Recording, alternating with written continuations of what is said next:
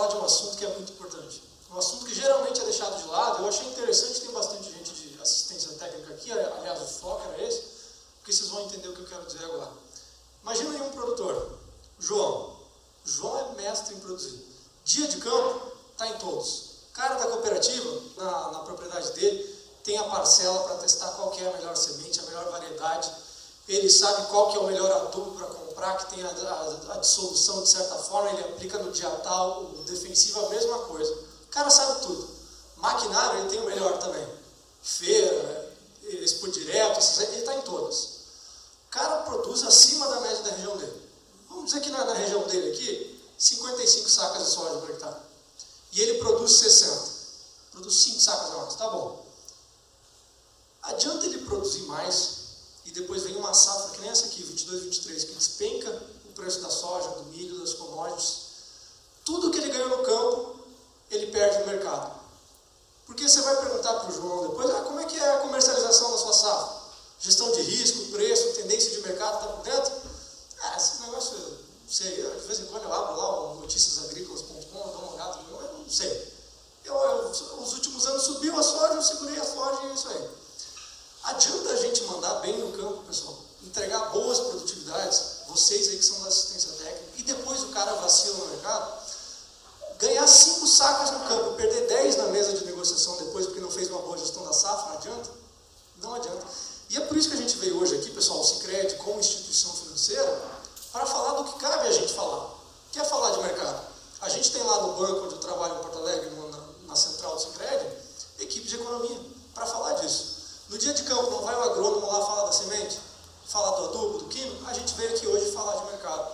E eu já vou direto, pessoal, adiantar aqui desses temas que a gente vai falar, dos grãos, soja, milho, trigo, insumos, pecuária de corte, de leite, já ir para esse que é o principal assunto do Brasil afora. Aqui pelo Sicredi eu dou palestra em tudo que é cooperativa que a gente tem no Brasil, Centro-Oeste, Sudeste, Sul. Esse é o assunto que todo mundo não para de falar agora. Essa questão aqui, pessoal, que eu vou mostrar para vocês, do preço da soja. Essa questão aqui, por que o preço da soja caiu tanto? E eu mostro nesse gráfico para vocês aqui, uma referência a nível Brasil, só para a gente ter uma ideia, lá em Rio Verde, Goiás, o preço, como é que estava ali em janeiro, final de 2022, dezembro, como é que está agora? Na referência Rio Verde, R$ 166 a saca de soja. Passam os meses, vai 112. Aqui no Rio Grande do Sul é outra cotação, sim, vai ser um pouco maior o preço aqui, mas isso vai para todo o Brasil. Rio Grande do Sul, Santa Catarina, Mato Grosso, Goiás e assim por diante. E aí vem essa pergunta, por que o preço da soja caiu tanto? Por que ele despencou nesses poucos meses, esses 40, 50 reais por saco?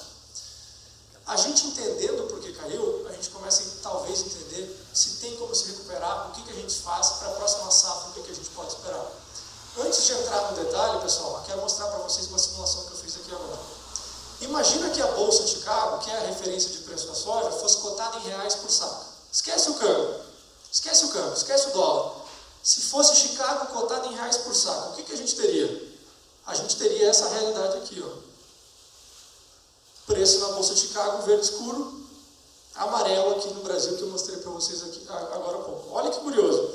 O preço na Bolsa até março, abril aqui, pessoal, estável, andando de lado. Aqui, Se fosse cotado em reais por saco, ia estar nos 170 reais ainda, a saco. Mas aqui no Brasil começa a desabar muito antes. A gente vê as duas linhas juntas aqui, mas começa a descolar depois, à medida que os meses vão passando. Por que cai no Brasil, mas não cai na Bolsa? Como é que funciona isso aí? Como é que pode lá na Bolsa de Chicago cair o preço da soja permanecer igual e aqui no Brasil ir caindo esse preço? Primeiro a gente precisa entender, pessoal, como é que é formado o preço da soja. Quando vai o cara da cooperativa, da indústria ou de uma trading lá e oferece, eu pago 120 reais por saca de soja, eu pago 130, que seja. Esse preço não sai da cabeça dele. Tem uma fórmula, digamos assim, de formação desse preço. E essa fórmula, pessoal, é a seguinte.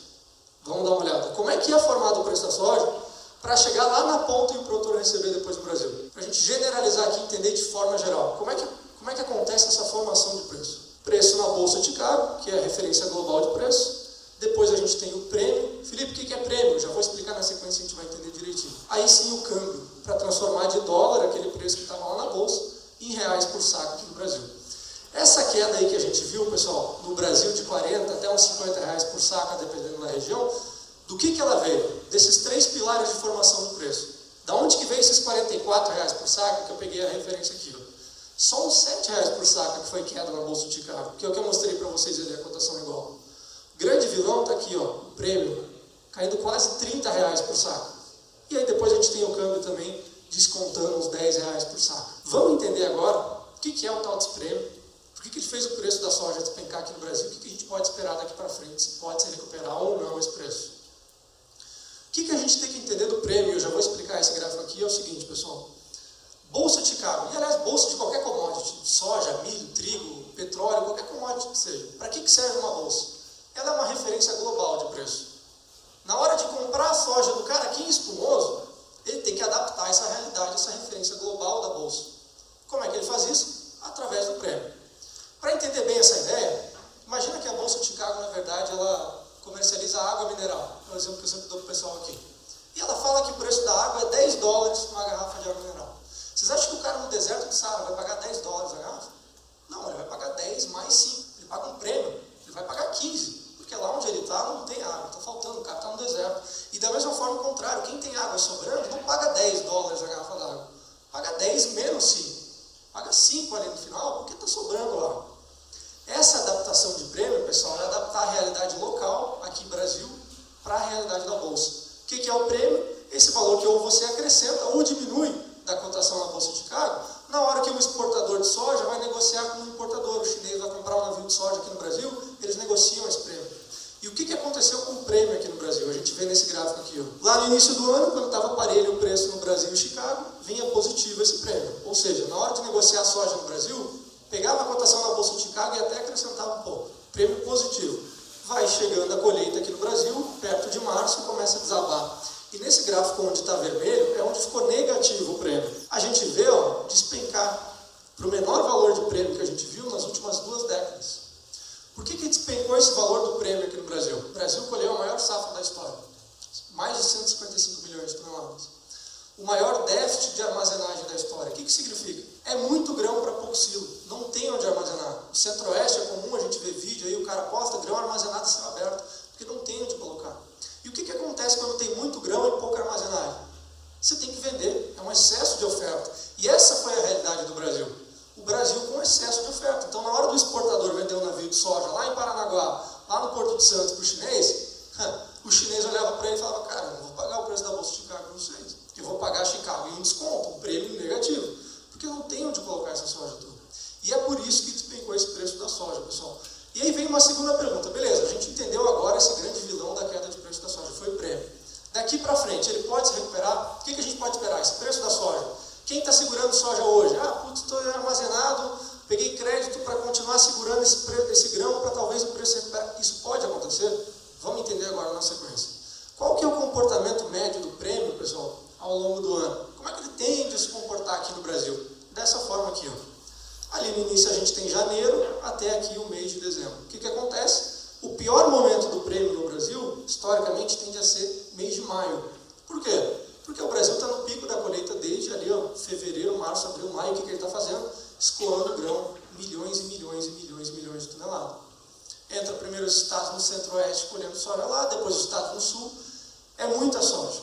Tem até o pessoal brinca, silo no Brasil é navio. Porque se vai para o centro-oeste, onde eu trabalhei lá no Mato Grosso também, é caminhão direto da fazenda da lavoura para o porto. Porque não tem onde colocar. Outros fatores também pesaram nesse prêmio que caiu. Uma taxa de comercialização atrasada. Os produtores segurando esse grão porque nos últimos anos subiu também. Aí na hora da colheita todo mundo vende ao mesmo tempo para pagar a conta do 30 do 4, do 30 de maio, insumo, custeio e assim por diante. O cara que fecha a troca também. Atraso de colheita, choveu demais lá no Mato Grosso no início, no Goiás também, todo mundo colhendo ao mesmo tempo. Foi a receita perfeita, digamos assim, para ter esse prêmio tombar. Daqui para frente, qual é a perspectiva? Ele tende a se recuperar. E é o que a gente vê aqui, ó, na média histórica, depois de maio, junho, julho, agosto, se recupera bem esse prêmio. E é isso que a gente vê aqui, ó, nesse último gráfico também. E é o que eu vinha falando para o pessoal do Sicredi. Aqui, ó, se distanciando, chega de maio, chegando em junho, começa a recuperar esse prêmio. Pergunta agora, eu seguro meu grão ou não seguro? O que precisa acontecer para o preço da soja se recuperar? Se a gente fosse botar 3 condições para o preço da soja recuperar uns R$20 por saco, o que precisaria acontecer? Resposta está aqui, ó. Lembra que eu mostrei para vocês os 3 fatores que determinam o preço da soja? tem que mudar alguns desses fatores para o preço recuperar. O que precisaria mudar? Número 1, dólar, que hoje está no 4,88, 4,90, oscilando nesse patamar, e para 5,20. É impossível ver o dólar ir para 5,20? Não, a gente sabe que câmbio é algo muito volátil. Sai uma notícia nova, um fato novo, o presidente fala uma fala, sobe o câmbio. Não é estranho da gente ver essa situação. Primeira parte, o câmbio. Segunda parte, o prêmio sair daquele valor negativo que eu mostrei para vocês lá e se recuperar até menos 0,3 aqui, na unidade que a gente chama do prêmio. É impossível isso acontecer? Não, já estava até na tendência no rumo de acontecer, que eu mostrei para vocês agora, e vinha se recuperando. Não é algo impossível, olhando esses fatores individualmente. Último fator aqui, ó, preço na Bolsa de Chicago no patamar desses 14 dólares e 50 centavos por bushel. É impossível ver isso? Não, o que precisaria acontecer? Uma seca nos Estados Unidos. Algumas regiões agora estão entrando no radar da seca lá, tem previsão de vir chuva. Se não vier, pode dar um up nesse preço aí da soja lá em Chicago, que vinha caindo porque o plantio nos Estados Unidos vinha avançando muito bem. Agora, qual que é o detalhe?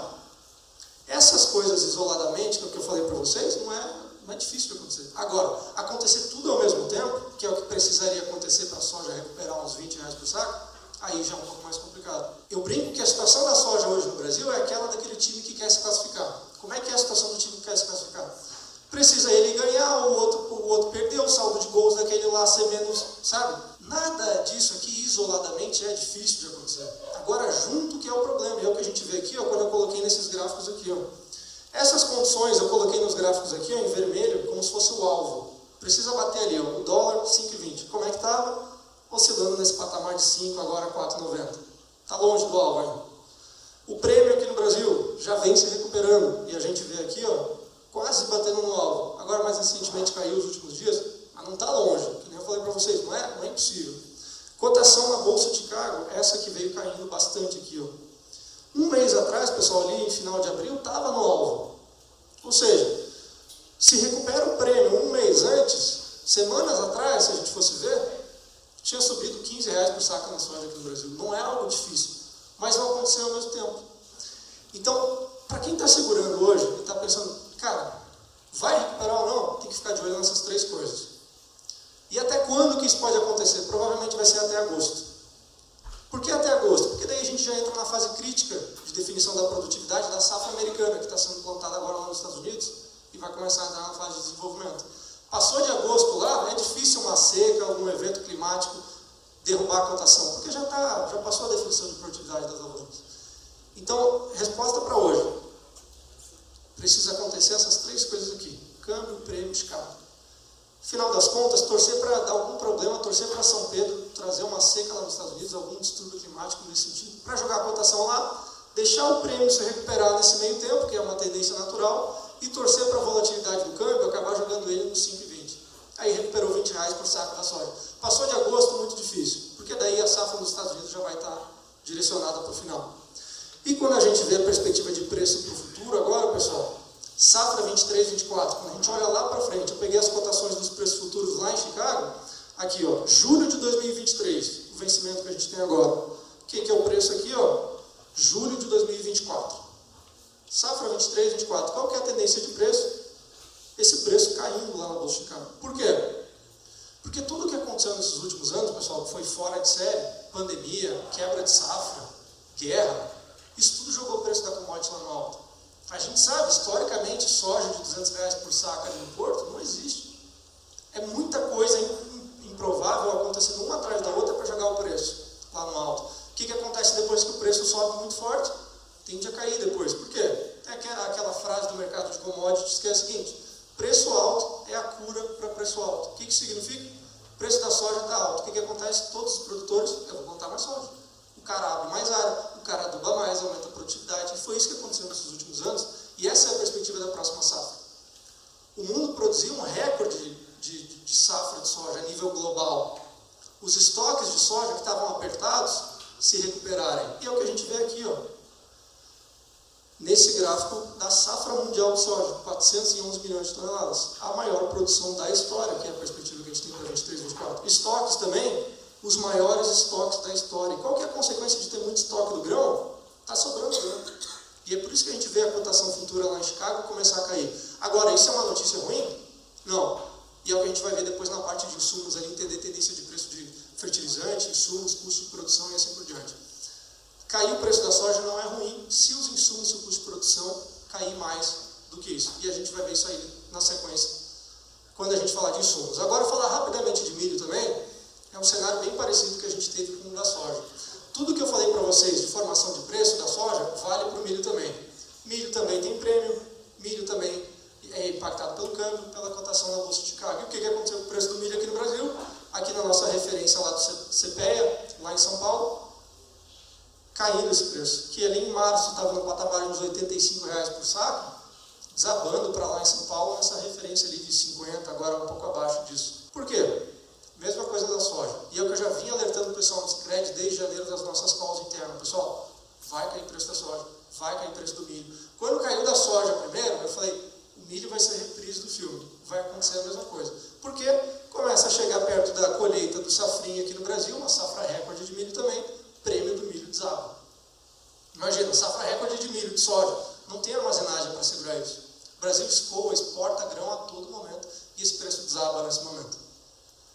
Perspectiva para o milho recuperar seria a mesma da soja. Torcer para dar algum problema climático nos Estados Unidos, o câmbio reagir e o prêmio naturalmente voltar ao patamar dele. Não fugiria muito disso. E para a safra 23-24, preço futuro, mesma coisa da soja. Olha ali, ó, julho de 2023, o preço lá da esquerda. Aqui na direita, julho de 2024, preço cai. Preço lá na frente, se a gente fosse ver a média da safra 23-24, vai ser menor que 22-23. Por quê? Produção recuperando, estoque retomando, que no milho é a mesma coisa. Vou mostrar para vocês aqui, ó, a maior produção de milho da história. Estados Unidos, que já é o maior produtor mundial de milho, vai aumentar, já aumentou a área plantada, a perspectiva, né, de 4%. É muito milho vindo pela frente. A consequência disso é estoque se recuperar. A gente não vai ter o maior estoque de milho da história, mas a gente vai reverter essa tendência dos últimos anos aqui, ó, que era estoque desabando. Agora ele começa a entrar nesse ponto de virada. Agora a gente não está consumindo estoque, não está faltando milho, está começando a sobrar. E é por isso que os preços na próxima safra têm essa perspectiva de baixa. O que não é ruim, que a gente vai ver na parte de insumos ali, que nem eu falei para vocês depois. Vamos agora entender o mercado de trigo, que tem uma pegada parecida com o de soja e milho, aquilo que eu falei para vocês agora. Primeira coisa que a gente tem que ter em mente é isso aqui, ó. Falando de fundamento de oferta e demanda da commodity. Qual foi a realidade do trigo nesses últimos anos? Esse gráfico aqui, ó, pessoal, mostra o que a gente chama de relação estoque-consumo, em percentual. O que significa isso aqui? Ó? Se eu falo que o estoque-consumo é de 30%, significa que de cada 100 toneladas de trigo que o mundo precisa, ele tem 30 estocado. É um indicador de estoque com relação ao que o mundo demanda. Para entender bem esse indicador, imagine o seguinte, você está na estrada e o tanque do carro tem 1 litro sobrando. Cara, para no primeiro posto, nem olha o preço da gasolina, abastece o que puder, não interessa. Agora, está sobrando, ou seja, a relação estoque-consumo está em 50% do tanque, está sobrando? Cara, passa esse posto, vê um com preço mais barato. Você não tem um aperto daquele recurso. Você consegue pagar preços menores. É isso que aconteceu no mercado do trigo. Ficando mais apertado. A gente vê aqui, ó, cair o estoque mundial, que era 40% da demanda, para essa casa dos 30%, 34%. Por isso que o trigo, que historicamente para a gente é aquela cultura que putz, o cara plantava no inverno para talvez pagar os custos ali, pagar os custos da safra de verão depois, chove, dava problema de qualidade, o trigo não era o carro-chefe, cara. Nesses últimos anos a gente viu, pô, o trigo salvou muito produtor. Por quê? Porque o preço estava lá no alto, porque estava faltando trigo no mundo. O que é isso aqui? O que é isso aqui desabando? É quebra de safra, aumento de consumo da pandemia, é guerra na Ucrânia, e assim por diante. Só que quando a gente vê a perspectiva para a próxima safra, a gente vê uma inversão desse cenário que foi esses últimos anos. Esse gráfico aqui, ó, é o superávit ou déficit de trigo no mundo. Ou seja, está faltando ou está sobrando trigo no mundo? Quando a barra é verde, está sobrando. Quando ela é vermelha, está faltando. Olha o que aconteceu nas últimas safras aqui, ó, faltando trigo. É para faltar trigo na safra 23-24? É, mas muito pouco. Está ali, ó, a demanda e a produção. Por quê? Porque o mundo está produzindo mais. Está recuperando e está correndo atrás. Ele não consegue ser um superávit, sobrar trigo ainda, porque a Ucrânia está prejudicada em termos de guerra. Próxima safra dos caras, esquece, não tem como ser igual ao último. Apesar deles terem conseguido escoar grão nesse último ano, aí, em 2022, até por isso que trouxe o preço do trigo para baixo. Mas daqui para frente, pessoal, a gente vê essa tendência de inverter. Está vendo essa relação estoque-consumo que veio caindo? Agora ela parece parece que é uma corda puxando para levantar essa relação, ou seja, abastecer os estoques, sobrar grão. E é por isso que a gente vê essa tendência no preço do trigo aqui, ó. Ele começar a cair. A gente tem essa referência aqui do Paraná, real por tonelada, chegou naquele trigo de R$2.000 a tonelada e começou a cair desde então, 2022 caindo, final de 2022, aliás, 2023, por quê? Porque estava conseguindo escoar grão da Ucrânia. O grande problema da Ucrânia no início era o seguinte, entrou em guerra com a Rússia e a Rússia falou, não deixa exportar o grão dos caras. Aí chegou a ONU e falou, pô, Rússia, a inflação está lá no alto, não dá, deixa escoar o grão de lá. Aí o Putin falou o seguinte, beleza, eu deixo a Ucrânia exportar grão, mas eu quero um terceiro país para monitorar esses navios e me garantir que os Estados Unidos não estão mandando munição escondida lá, armamento para os caras. Beleza, aí entrou a Turquia no meio e falou, eu estourei. É um acordo Rússia, Turquia, Ucrânia. Como é que funciona? Ucrânia quer exportar grão? Beleza. A Rússia fala, ok. Vai o navio lá, o que a Turquia faz? Vistoria. Tem armamento, tem drone, tem munição? Não? Beleza. Vai, pode escoar. E aí no final de 22, 23, a gente viu a Ucrânia conseguir liberar o que já tinha de grão. O problema está na próxima safra deles agora, que o país arrasado não vai conseguir plantar tanto quanto conseguiu antes. Mas isso veio ditando o preço do trigo. A gente teve até alta também impulsionada pela quebra de safra na Argentina, uma das maiores quebras do trigo deles na história. E a gente importa o trigo deles por questão de qualidade. Próxima safra da Argentina, a perspectiva de quebrar tanto quanto quebrou agora? Não. Pô, esses 3 anos de laninha pegou muito forte aqui na região sul do Brasil, mais forte ainda na Argentina, se a gente olhar na perspectiva. Perspectiva de normalizar agora. Que nem eu falei para vocês, toda essa série de eventos improváveis, um atrás do outro, cara, muito difícil isso seguir acontecendo. Então, tendo safras normais pela frente, os estoques tendem a se recuperar e o preço cai. De novo, é ruim o preço do trigo cair? Não, a gente vai ver na parte de insumos depois ali as rentabilidades, quanto que o cara vai estar tirando por hectare e a perspectiva que a gente tem de custo e preço de venda. Rapidinho agora, pessoal, para a gente entender o cenário da pecuária de corte. Mercado do boi gordo, o que vem acontecendo no Brasil nesse último ano? A gente vê o preço do boi justamente aqui, ó, despencar. Essa é a cotação da arroba do boi lá na B3, R$350, março de 2022, o pico. Passa um ano depois, desaba 30% esse preço. E a mesma pergunta que a gente fez para a soja, por que desabou o preço do boi aqui no Brasil? Para entender por que desabou, pessoal, a gente também precisa entender um fundamento que é essencial. E eu sempre falo, o cara trabalha com pecuária, ele tem que saber o que eu vou mostrar aqui na sequência. O ciclo pecuário, como é que funciona esse fundamento que determina o preço do boi nesse médio e longo prazo. Vamos lá. Entender o ciclo pecuário que eu fiz o esquema aqui para vocês. Como é que isso funciona?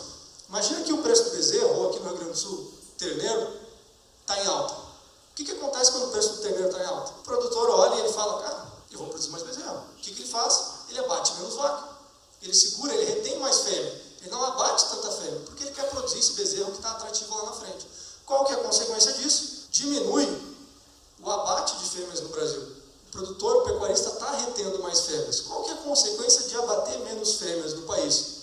Está abatendo menos animais como um todo. Qual que é a consequência disso? Uma oferta de abate total menor, sobe o preço do boi. O boi gordo sobe, o Brasil está abatendo menos animais no geral. O que a gente tem lá na frente depois? Ele abateu menos fêmeas, né? Reteu mais fêmeas justamente para quê? Para produzir bezerro, para produzir terneiro. O que acontece com a oferta de terneiro lá na frente? Sobe. Subiu a oferta de terneiro, o que acontece? Cai o preço do terneiro. Aí a gente está na inversão do ciclo. Caiu o preço do terneiro, o que o pecuarista faz? Cara, ele abate fêmea. Não está valendo a pena segurar uma vaca, produzir um terneiro lá na frente, já que o preço do terneiro está lá embaixo. Quando ele abate essas fêmeas, o que acontece? E aí vocês imaginem todos os pecuaristas do Brasil, no movimento conjunto, abate mais fêmea, né? Porque o preço do terneiro caiu. Consequência disso, ele abate mais animais como um todo. Bom, o abate de bovinos é o machos e fêmea. Começou a bater mais fêmea, está batendo mais como um todo também. O que acontece com o preço do boi? O preço do boi cai, desaba. Lá na frente também, o que acontece com a oferta de bezerro? Terneiro cai, porque ele estava justamente abatendo essas fêmeas. E aí fecha o ciclo, subindo o preço do bezerro, porque a oferta estava lá embaixo. Resumindo o ciclo, pessoal, e ele acontece em escala de anos. Em alguns anos o preço do terneiro está bom. Aí o cara retém vaca, ele não abate vaca. Isso faz com que o Brasil abata menos animais, o preço do boi sobe. E em outros anos é o contrário, o preço do terneiro não está valendo a pena. Aí ele começa a bater mais fêmea e abate mais animais como um todo a nível Brasil, pressiona o preço do boi para baixo. E aí vem a pergunta, em que fase do ciclo que a gente está hoje? Que fase que do ciclo pecuário o Brasil se encontra? O Brasil se encontra justamente aqui, ó, nessa inversão do ciclo pecuário. passando de uma fase que era de alta, quando a gente viu o preço do boi subindo nesses últimos anos, para uma fase de baixa. Ou seja, dá uma olhada aqui, ó, abate de fêmeas no Brasil, em percentual do total abatido. Lá em 2021, 27% só era fêmea sendo abatida. Final de 2022, 2023, 37,5%. 10 pontos percentual que subiu. Isso aqui é aquela fase do ciclo onde os produtores estão abatendo mais vaca, porque o preço do terneiro não está valendo a pena. Quando a gente olha o abate total, a gente vê a mesma coisa. Eu mostrei para vocês agora o abate de fêmea subindo, e agora é o abate total. Olha, a consequência no abate total subiu. Estava lá no final de 2021, 1,9 milhões de cabeça abatida no mês, aqui em 2,6.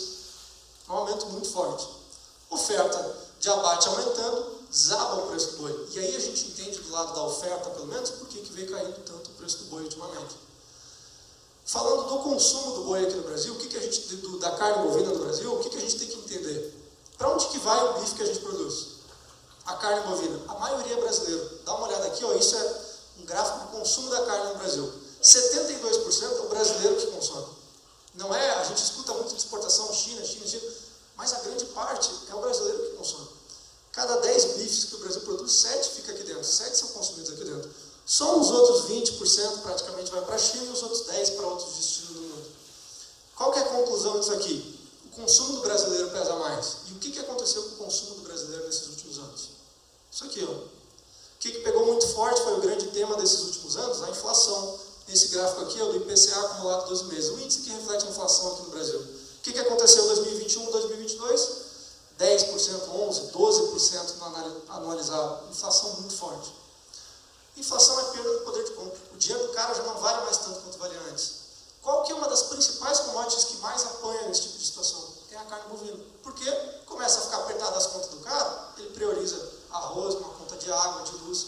Ele quer continuar comendo carne, beleza, ele larga a carne bovina, ele come carne de frango, carne suína, talvez ovo, se essas carnes ficarem caras também. Então é uma fonte de proteína a carne bovina que sofre com o período de inflação. E é o que a gente vê no consumo per capita de carne bovina, caindo 5% em 2022. Ou seja, o Brasil está batendo muito gado e o brasileiro está começando a comer menos carne no per capita. Isso fez o preço do boi cair muito, fez cair aqueles 30% quase que a gente viu. E quando a gente vê mercado internacional, exportações, que é importante também, desabou o preço internacional também da carne bovina, porque a inflação não foi só no Brasil, ela foi global. E aí o mundo inteiro não consegue pagar tanto mais pela carne. Mesmo o Brasil tendo bom desempenho de exportações aqui, a gente vê, ó, 2022 exportou muito bem, foi recorde que a gente teve. Aí não teve outro. O preço do boi desabou em perspectiva daqui para frente. Esse ciclo pecuário provavelmente vai até 24. Se for para se inverter, ele vai ser ali em 24 ou talvez 25. Ele é mais de longo prazo. O Brasil deve continuar batendo mais animais. Falar agora da parte de insumos, pessoal. Quando que eu compro fertilizante? Compro agora, espero, o que eu faço? Químico, qual que é a perspectiva? Custo de produção daqui para frente. A gente vai começar a entender agora essa parte que é tão importante. A gente falou agora de tudo que ele vende. Grão, carne, o boi. Agora vamos falar do que ele compra. O que o produtor compra e qual que é o cenário que a gente tem. Esse gráfico aqui, ó, pessoal, Índice Internacional de Preço de Fertilizante NPK. O que esse índice reflete? Cara, pega uma cesta de fontes de nitrogênio, fósforo e potássio e coloca num número só. Para explicar esses preços no geral de fertilizante no mundo, como é que estão se comportando. Olha o que aconteceu. A gente teve o maior pico de preço de fertilizantes na história. Nesse período aqui, ó, 21, 22, 23, se a gente considerar o ano safra. Por quê? Toda a questão que a gente já sabe.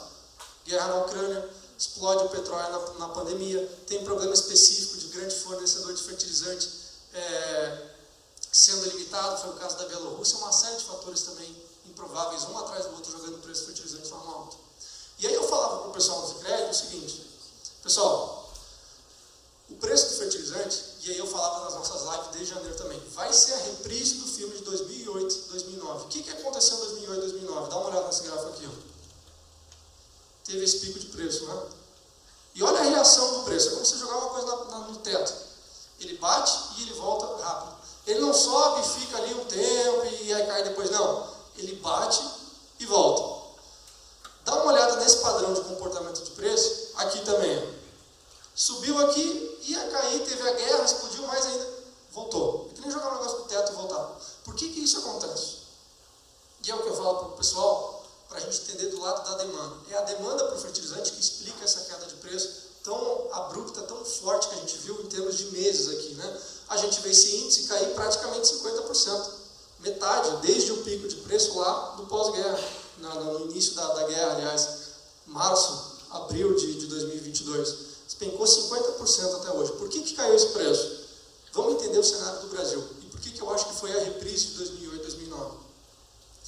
2008, 2009, o preço do fertilizante foi lá no alto. Qual foi a resposta do produtor brasileiro? Aqui, ó. Esse gráfico de importações de fertilizantes no Brasil.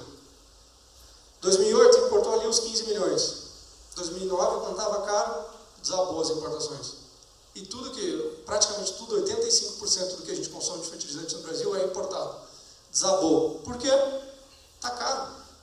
Chega um momento que o produtor ele bota na ponta do lápis, cara, esse fertilizante está caro demais. Não dá para produzir com isso aqui, eu não vou tirar o que eu quero. Aí o que ele faz? Não, eu vou aproveitar a reserva que eu tenho de fósforo, potássio dos últimos anos aí, eu vou comprar menos adubo. O cara que adubava com 120 pontos vai adubar com 90. O cara que adubava com 90 vai adubar com 60. E aí eu sempre falo para o pessoal, dica, quando o produtor brasileiro começar a reclamar do preço do fertilizante, vocês podem ter certeza, vai acontecer a mesma coisa que aconteceu de bater no teto e voltar esse preço. Por que eu estou falando isso? O produtor brasileiro é o mais eficiente em produzir, se a gente pensar a nível de grãos, do mundo. Então, se o brasileiro está reclamando que está caro, o indiano, o chinês, o europeu, o americano já está reclamando há muito tempo de que está caro esse fertilizante. E quando todo mundo para de comprar fertilizante, aproveita o que tem de reserva do solo, desaba o preço, a demanda enfraquece. E foi o que a gente viu aqui, ó, 2022, o Brasil importando menos, caindo essa importação. No Brasil não caiu tanto, mas outros países, que nem eu falei para vocês, Índia, Estados Unidos, desabando o consumo de fertilizante. Alguns fosfatados, os Estados Unidos cortando em 1/4, diminuindo 25% a importação de alguns adubos. E aí vem aquela pergunta, bom, beleza, essa foi a tendência que a gente viu, daqui para frente vai continuar caindo o preço do fertilizante? Qual que é a expectativa? Projeção que a gente tem, pessoal, é de cair o preço do fertilizante não só em 2023, mas também em 2024. Vai cair que nem caiu esses últimos meses, desabar 50%? Muito pouco provável. Provavelmente vai cair um pouco menos. Se a gente pensar em 2024, uns 7, 8% do preço. É o que a gente tem de projeção do Banco Mundial. Agora, isso significa que eu tenho que esperar para comparar o fertilizante na boca da safra ali? E aí eu queria trazer uma reflexão para vocês também, porque como é que funciona no Brasil a compra do fertilizante? Para pensar na hora de vender a safra ao produtor, como é que é? Ele vende uma parte dos grãos ali no início para travar os custos, aí depois vai chegando perto da colheita, ele tem que ter uma liquidez ali, pagar as contas, ele vende. Aí uma parte dos grãos ele segura para especular depois ali, que ele tem na entre-safra. Como é que ele vende o grão? Ele vende fracionado, ele vende parte, ele vende lote. Como é que é o fertilizante? É o dia abençoado no ano, que baixa o santo no cara e liga para a revenda e trava todos os custos dele. Todos. Fecha o pacotão. Faz sentido travar todos os custos ao mesmo tempo? Faz sentido a gente se comprometer com um dia do ano? E é o que eu falo. Não precisa fazer assim. Por que a gente não trava 30% do custo? Por que não faz uma trava, sei lá, é aqui o adubo com ureia e cloreto. Eu não pego uma mistura. Cara, trava um nutriente, depois trava outro. Porque isso não acontece, sabe o que, pessoal? 2022, janeiro, fevereiro, vinha caindo o preço do fertilizante. Imagina um cara que tenha o costume de travar um dia só do ano. Ele fala, não, está caindo. Vai continuar caindo, eu vou comprar lá na frente. Um mês depois, o Putin invade a Ucrânia e começa a guerra e o preço do fertilizante aumenta em 4 vezes. Vai de $200 para $1.000 a tonelada. Se ele tivesse travado uma parte ali, 30%, ele tinha aproveitado. Então, lição é a seguinte, a perspectiva é de cair esse preço, de baixar? Mas não vai baixar tanto quanto baixou antes. Significa que eu tenho que esperar? Também não. Vai da gestão de risco de cada um. Não precisa concentrar, se comprometer com um dia do ano. Não faz sentido isso. Mas, de forma geral, é isso que a gente tem de cenário, pessoal, para fertilizantes. Essa tendência de queda de preço. E é o que a gente vê aqui no Brasil também, ó. Fontes de nitrogênio, fósforo e potássio, ureia, MAP e cloreto. Desabando aqui no Brasil também, desde o pico lá em 2022 na guerra. Preço do glifosato, a gente tem a referência da Conab aqui, Rio Grande do Sul, real por litro, estava R$80 o litro. Se a gente voltar ano passado, início do ano, aliás, agora, R$32 o litro. Desabando o preço do glifosato também, do químico. E essa a gente vê uma tendência geral para os insumos.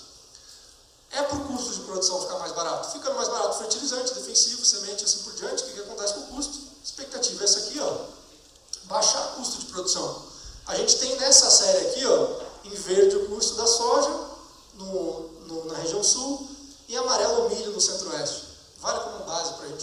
frente, só ter uma ideia de comportamento. Últimos 10 anos, só subia custo de produção. Bateu o recorde de 22, 23 agora. O que acontece? Perspectiva daqui para frente, reduzir em 20% para mais o custo de produção da soja. E é aquilo que eu falei. Está caindo o preço do grão? Tá. Está caindo o preço do fertilizante? Está caindo mais ainda. Se a gente botasse um gráfico aqui, preço da soja e do cloreto, putz, não ia dar nem para comparar. O custo de produção vai baixar muito mais do que o que ele está vendendo. Então, nesse sentido, em rentabilidade, a gente tem um cenário muito bom. Ao contrário de 22, 23. Aqui, ó, a gente tem porcultura. 22, 23, aqui ainda está positivo, mas algumas regiões já está negativo, com a queda do preço da soja, se não se recuperar. Mas 23, 24, perspectiva muito boa. E essa aqui é a média Brasil ali, ó, em torno de uns 20% para soja, milho também, arroz, mais de 20%, trigo, 26%. Se a gente pegar a base sul, onde o insumo é mais barato e o grão também é maior, porque a gente está mais perto do porto aqui, a rentabilidade é melhor ainda, supera 30% na soja, milho, safra 23, 24. Qual que é o alerta para a próxima safra também em gestão de risco? Desabou o preço da soja esse ano, do milho, por causa do prêmio. Vai no ano que vem, pessoal, a chance de desabar também, na hora, ali no pico da colheita, como foi agora, muito grande. Porque o Brasil não vai conseguir construir silo e armazém suficiente. Então vai de cada um começar a fazer uma gestão de risco mais eficiente e se preparar. Saber que pode chegar muito bem o preço, qualquer que seja na próxima safra lá. Está chegando no pico de colheita do Brasil, fevereiro, março, abril, cara, se prepara. Deu qualquer problema, congestionou logística, porto no Brasil, o prêmio pode desabar e esse preço pode cair forte também. Mas hoje a perspectiva que a gente tem é de uma rentabilidade muito boa. O cara que fizer o dever de casa na parte de gestão de risco e comercialização de safra, vai conseguir uma boa rentabilidade, então é um motivo para a gente estar otimista. Essa queda da soja para a safra 22, 23 foi horrível em termos de margem de lucro? Foi. Mas ano que vem a perspectiva é melhor. Caindo o preço do grão, mas caindo muito mais o custo de produção e entregando uma boa rentabilidade para o cara. E aí, consequência, pessoal, em termos de estratégia, vamos parar para pensar. Eu sempre falo, safra nova é que nem jogo de carta. Terminou uma rodada, tudo volta para o baralho, embaralha e dá uma mão nova para cada um. Qual que é a mão que essa safra está nos dando? Cara, custo de produção mais barato, sobrando mais sacas por hectare. Mas essa saca que vai sobrar não é aquela saca de 180 que tinha na outra safra.